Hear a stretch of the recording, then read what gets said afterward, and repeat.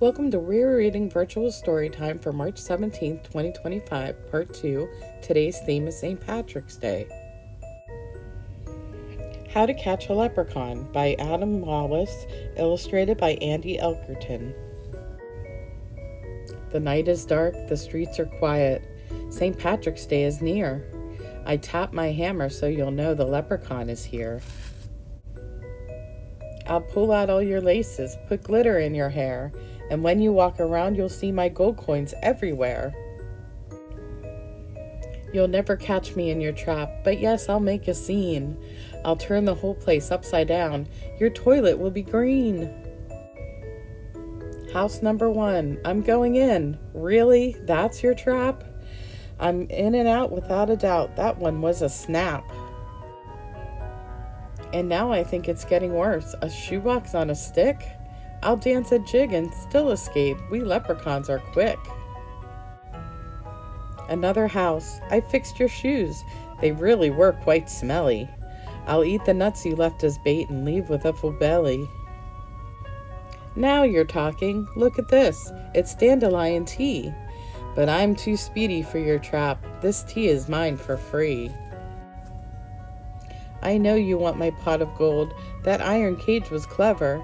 But I've been alive 200 years. You won't catch me ever. Ha ha ha ha ha ha ha. Now you're getting fancy. But I'll escape with twinkle toes. It's a fancy pantsy dancy. It seems to me an engineer has helped with this design. Too bad this little leprechaun is going to be just fine. Your entire house is one big trap from ceiling to the floor.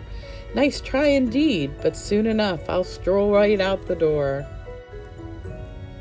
The leprechaun begone 3000 gave me quite a scare, but without a 4-leaf clover I won't be caught in there. You'll never catch this leprechaun, impossible, that's a fact, unless one day a brilliant child designs the perfect trap. But who will that child be? Better luck next year. The end.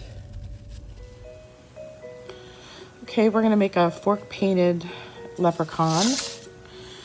What you'll need is a glue stick or glue, some orange paint, and then your craft to go kit includes the fork to paint with,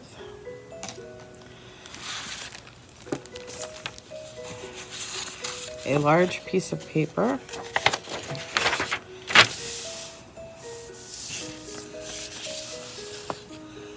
a leprechaun head, and a leprechaun hat.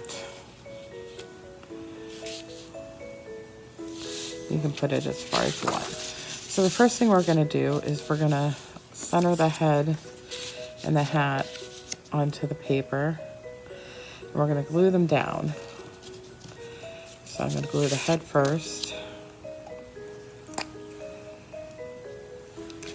I'm sorry it's turned sideways, but I don't really have enough room to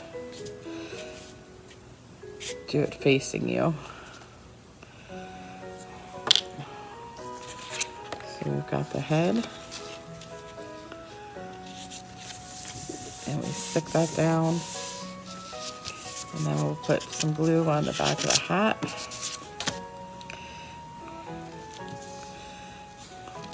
And I like the glue stick better for this because it doesn't squish out when you push it down. But either one will work.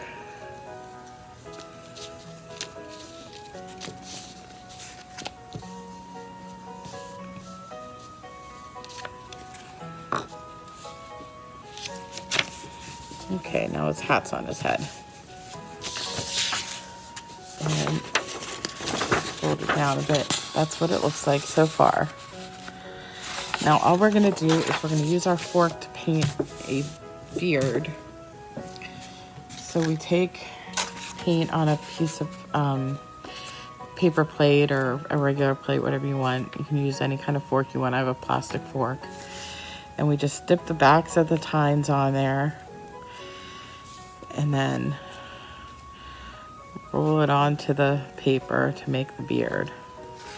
You can make a nice long beard if you want. That's why we got the big paper. Or you can make it nice and short. You can give them hair if you want. I decided I don't want mine to have hair. I just want a beard. But see how the fork kind of gives it whiskers?